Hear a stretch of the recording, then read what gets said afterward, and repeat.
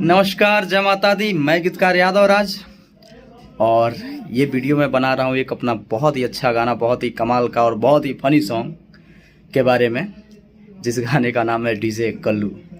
वो गाना आज रिलीज़ हो चुका है किरण म्यूजिक इंटरटेनमेंट पे।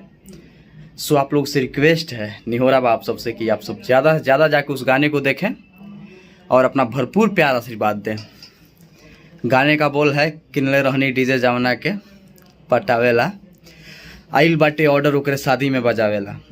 तो बहुत ही प्यारा गाना है और बहुत ही फनी सॉन्ग है, जिसे गाया है अरविंद अकेला कल्लू जी ने, म्यूजिक दिया है रोशन सिंह जी ने और लिखा मैंने है।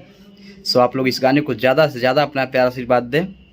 और ये मेरा चैनल है यादव इंटरटेनमेंट, जिसपे मेरे सारे अपडेट आप सबको मिलेंगे, अब कंटिन्यू मिलेंगे। सो आप लोग मेरे चैनल को ज़्यादा से ज़्यादा सब्सक्राइब करें और अपना ढेर सारा प्यार आशीर्वाद दें। तो एक बार प्लीज़ जाके देखें किरण म्यूजिक इंटरटेनमेंट पे, किनले रहनी डीजे जमुना के पटावेला, आइल बाटे ऑर्डर ओकरे शादी में बजावेला। एल्बम नेम डीजे कल्लू। सो आप लोग ज़्यादा से ज़्यादा इस गाने को अपना प्यार आशीर्वाद दीजिए। जय माता दी।